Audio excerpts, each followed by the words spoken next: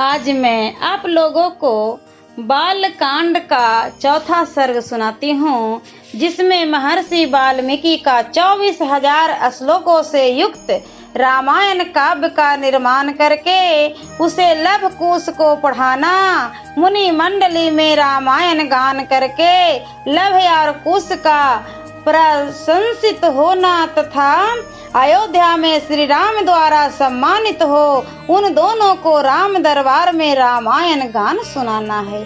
श्री रामचंद्र जी ने जब वन से लौटकर राज्य का शासन अपने हाथ में ले लिया, इसके बाद भगवान वाल्मीकि मुनि ने उनके संपूर्ण चरित्र के आधार पर विचित्र पद्य और अर्थ से युक्त रामायण काव्य का निर्माण किया।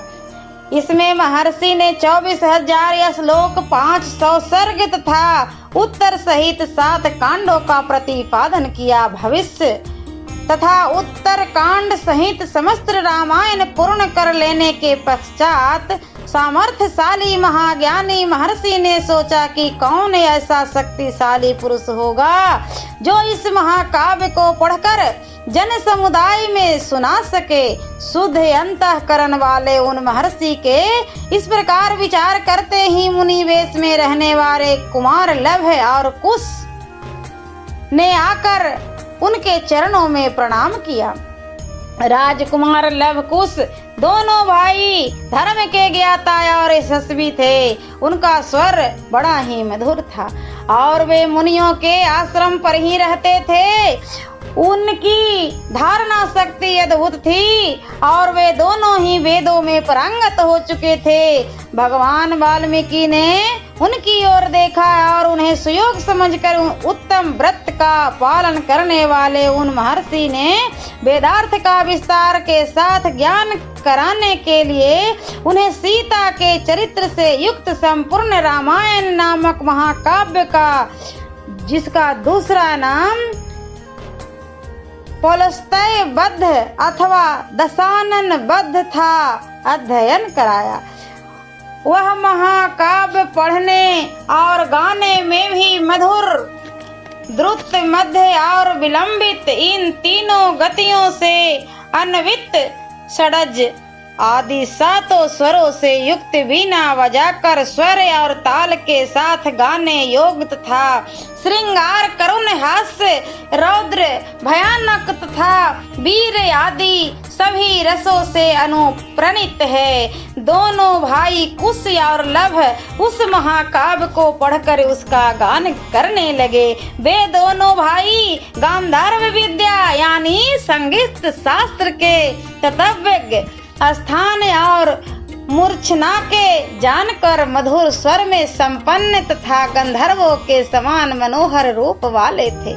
सुंदर रूप और शुभ लक्षण उनकी सहज सम्मति थे। वे दोनों भाई बड़े मधुर स्वर में वार्तालाप करते थे। जैसे विलंब से प्रतिबिंब प्रकट होते हैं, उसी प्रकार श्री राम के शरीर से उत्पन्न हुए वे दोनों राजकुमार दूसरे युगल श्री राम ही प्रतीत होते थे। वे दोनों राजपुत्र सब लोगों के प्रशंसा के पात्र थे। उन्होंने उस धर्मानुकूल उत्तम उपाख्यान संपूर्ण काव्य को जिह्वांग पर कर लिया था और जब कभी ऋषियों, ब्राह्मणों तथा साधुओं में समागम होता था, उस समय उनके बीच में बैठकर वे दोनों तत्वज्ञ बालक एकाग्र चित्त हो रामायण का गान किया करते थे। एक दिन की बात है, बहुत से शुद्ध अंतःकरण वाले महर्षि की मंडली एकत्र हुई। उनमें महान सौभाग्यशाली तथा समस्त शुभ लक्षणों से सुशोभित महामनस्वी कुश और लव भी उपस्थित थे। उन्होंने बीच सभा में उन महात्माओं के समीप बैठकर उन रामायण काव्य का गान किया। उसे सुनकर सभी मुनियों के नेत्रों में आंसू भर आए। वे अत्यंत विस्मय विमुग्ध होकर उन्हें साधुवाद देने लगे। मुनि धर्म वत्सल तो होते ही हैं। वह धार्मिक उपाख्यान सुनकर उन सब के मन में बड़ी प्रसन्नता हुई। वे रामायण कथा के गायक कुमार लव और कुश की जो प्रशंसा के योग्य थे, इस प्रकार प्रशंसा करने लगे। यहो, इन बालकों के गीत में कितना मधुर है। श्लोकों की मधुरता तो और भी अद्भुत है।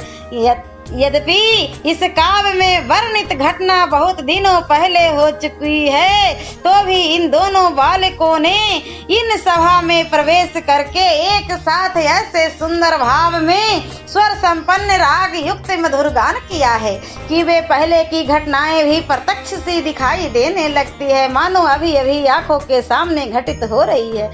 इस प्रकार उत्तम तपस्या से युक्त महर्षिगण उन दोनों कुमारों की प्रशंसा करते और उन से प्रशंसित होकर अत्यंत मधुर राग से रामायण का गान करते थे। उनके गान से संतुष्ट हुए किसी मुनि ने उठकर उन्हें पुरस्कार के रूप में एक कलश प्रदान किया।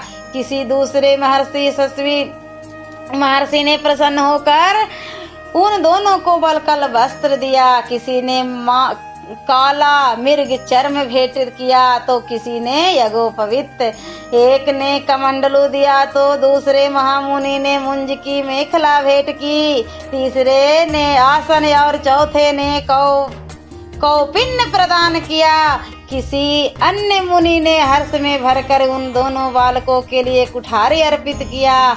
किसी ने गेरुआ वस्त्र दिया तो किसी मुनि ने चीर भेंट किया।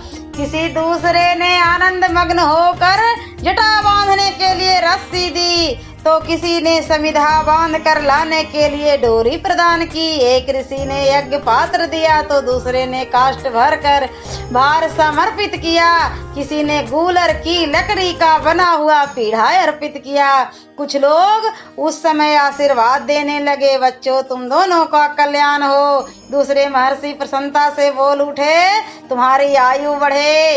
इस प्रकार सभी सत्यवादी मुनियों ने उन दोनों को नाना प्रकार के वर दिए। महर्षि वाल्मीकि द्वारा वर्णित यह आश्चर्यमय काव्य परवर्ती कवियों के लिए श्रेष्ठ आधारशिला है। श्री रामचंद्र जी के संपूर्ण चरित्रों का क्रमशः वर्णन करते हुए इसकी समाप्ति की गई है। संपूर्ण गीतों के विशेषज्ञ राजकुमारों, यह काव्य आयु और पुष्टि प्रदान करने वाला तथा सबके कान और मन को मोहने वाला मधुर संगीत है। तुम दोनों ने बड़े सुंदर ढंग से इसका गान किया है। एक समय सर्वत्र प्रशंसित होने वाले राजकुमार कुश और लव अयोध्या की गलियों और सड़कों पर रामायण के श्लोक का गान करते हुए विचर रहे थे। उसी समय उसके ऊपर भरत के बड़े भाई श्री राम की दृष्टि पड़ गई। उन्होंने उस समादर योग बंधुओं के अपने घर बुलाकर उसका यथोचित सम्मान किया। तदंतर शत्रुओं को संहार करने वाले श्री राम सुवर्णमय दिव्य सिंहासन पर विराजमान होते हुए उनके मंत्री और भाई भी उनके पास ही बैठे थे। उन सब के साथ सुंदर रूप वाले उन दोनों विनयशील भाइयों की ओर देखकर श्री रामचंद्र जी ने भरत लक्ष्मण और शत्रुघ्न से कहा, हे देवता समान तेजस्वी दोनों कुमार, विचित्र अर्थ और पदों से युक्त मधुर काव्य बड़े सुंदर ढंग से गाकर सुनाते हैं, तुम सब लोग इसे सुनो। यूं कहकर उन्होंने उन दोनों भाइयों को गाने की आज्ञा दी। आज्ञा पाकर वे दोनों भाई वीणा के लय के साथ साथ अपने मन के अनुकूल उच्च स्वर मधुर स्वर में राग अलापते हुए रामायण महाकाव्य का गान करने लगे। उनका उच्चारण इतना स्पर्श था कि सुनते ही अर्थ का बोध हो जाता था। उनका गान सुनकर श्रोताओं के समस्त अंगों का हर्ष जनित रोमांच हो आया तथा उन सब के मन में आत्मा में आनंद की तरंगे उठने लगी। उन जनसभा में होने वाला वह गान सबकी श्रवणेंद्रिय को अत्यंत सुखद प्रतीत होता था। उस समय श्री राम ने अपने भाइयों का ध्यान आकृष्ट करते हुए कहा, ये दोनों कुमारों मुनि होकर भी रजोचित लक्षणों से संपन्न हैं, संगीत में कुशल होने के साथ ही महान तपस्वी हैं। ये जिसका चरित्र का प्रबंध काव्य का गान करते हैं, वह शब्दार्थ, अलंकार, उत्तम गुण एवं सुंदर रीति आदि से युक्त होने के कारण अत्यंत प्रभावशाली है। मेरे लिए भी अभ्युदयदायक कारक है, ऐसा वृद्ध पुरुषों का कथन है। अतः तुम सब लोग ध्यान देकर सुनो। तदंतर श्री राम की आज्ञा से प्रेरित हो वे दोनों भाई मार्ग विधान की रीति से रामायण का गान करने लगे। सभा में बैठे हुए भगवान श्री राम भी धीरे धीरे उनका गान सुनने में तन्मय हो गए। सियावरे रामचंद्र की जय। और बालकांड का 5वां सर्ग मैं अगले वीडियो में सुनाती हूँ।